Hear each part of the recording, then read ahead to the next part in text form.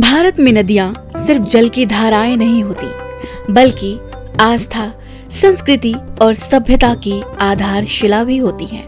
खासकर गंगा, जिसे मोक्षदायिनी कहा जाता है, उसका हर मोड़, हर संगम एक नई कथा कहता है। उत्तराखंड की ऊंची पहाड़ियों में गंगा के 5 प्रमुख संगम हैं, जिन्हें पंचप्रयाग कहा जाता है। यहाँ अलग अलग नदियां आकर अलकनंदा से मिलती हैं और फिर मिलकर गंगा का स्वरूप धारण करती हैं। आइए चलते हैं इस पवित्र यात्रा पर और जानते हैं 5 प्रयाग का आध्यात्मिक और ऐतिहासिक महत्व। सबसे पहले हम बात करेंगे विष्णु प्रयाग की। हमारी यात्रा शुरू होती है विष्णु प्रयाग से।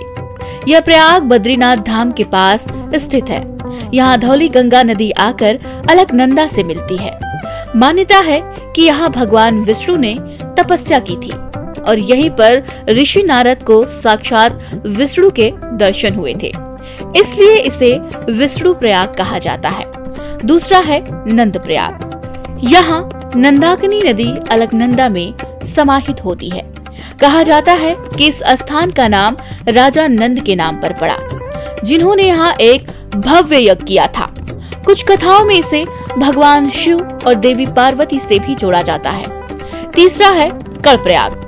अब हम पहुँचते हैं कर्णप्रयाग। यह प्रयाग महाभारत के महान योद्धा कर्ण से जुड़ा हुआ है। कहा जाता है कि कर्ण ने यहाँ भगवान सूर्य की उपासना की थी और उनसे दिव्य कवच कुंडल प्राप्त किए थे।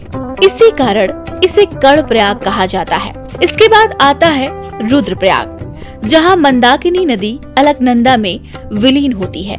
मान्यता है कि यहाँ भगवान शिव ने अपने रुद्र अवतार में प्रकट होकर माँ पार्वती को तांडव नृत्य दिखाया था, इसलिए इसे रुद्रप्रयाग कहा जाता है।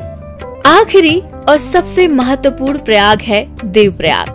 यही वह स्थान है जहाँ भागीरथी और अलकनंदा मिलकर गंगा बनती हैं। कहा जाता है कि राजा भागीरथ ने यही तपस्या की थी, जिससे माँ गंगा धरती पर अवतरित हुई। यहाँ स्थित रघुनाथ मंदिर भगवान राम से जुड़ा हुआ है, जिससे इस स्थान की पवित्रता और भी बढ़ जाती है। पंचप्रयाग सिर्फ 5 संगम नहीं, बल्कि ये उन स्थानों का संगम है जहाँ प्राकृतिक, आध्यात्म और इतिहास एक साथ मिलते हैं। यहाँ का हर कण, हर लहर कोई न कोई कथा कहती है।